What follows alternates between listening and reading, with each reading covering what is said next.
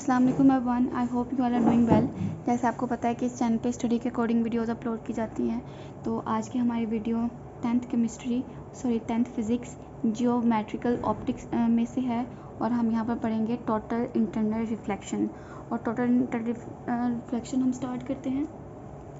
When A ray of light travelling in a denser medium, के जब एक light की रे जो कि डेंसर मीडियम में ट्रैवल करती है इंटर्स इनटू आ रेयर मीडियम, और वहाँ से ये रेयर मीडियम में इंटर हो जाती है। It bends away from the normal, और ये नॉर्मल की तरफ बेंड हो जाती है। If the angle of incidence i के इंक्रीजेज, के जो इंसिडेंट एंगल होगा वो इंक्रीज़ करेगा, the angle of refraction are also increases, और एंगल ऑफ रिफ्रैक्शन जो होगा वो भी इंक्रीज़ करेगा।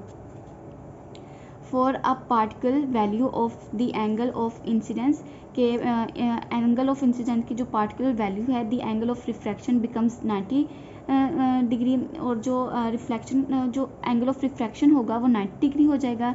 द एंगल ऑफ इंसिडेंस, के angle of incidence that causes the refracted रे in the rare medium,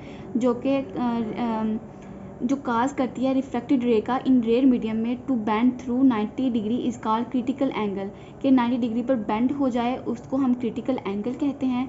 when the angle of incidence becomes larger than the critical angle, और जब इंसिडेंस जो एंगल है वो क्रिटिकल एंगल से बड़ा हो जाए, नो रिफ्रैक्शन अकर्स, तो फिर रिफ्रैक्शन अकर नहीं होगी। The entire light is reflected back into the denser medium, और जो पूरी लाइट होगी वो डेंसर मीडियम में दोबारा चली जाएगी। This is known as total internal reflection of light, और ये total internal reflection of light कहलाता है।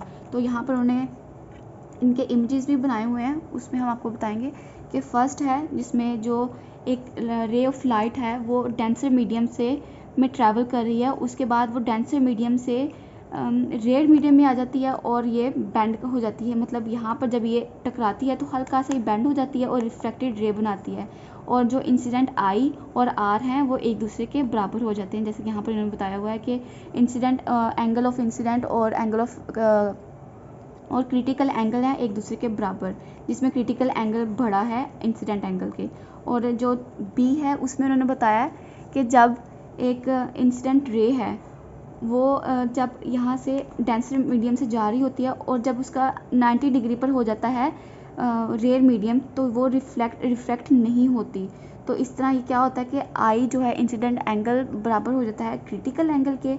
और यहाँ पर थर्ड है यानी सी, जिसमें इंसिडेंट रे है वो रिफ्रैक्ट करती है, यानी वो टकराती है इस मीडियम में और दोबारा से डेंसर मीडियम में वापस आ जाती है। और जो इंसिडेंट एंगल बनता है और क्रिटिकल, इसमें क्या होता है कि जो इंसिडेंट एंगल होता है वो क्रिटिकल एंगल से बड़ा होता है। तो इस तरह उन्होंने तीन इमेज में ये पूरे total internal reflection of light को बयान किया है। आज का हमारा टॉपिक यहीं पर ख़त्म होता है। आई होप सो कि आपको आज वाले टॉपिक की समझ आई होगी। अल्लाह हाफिज़।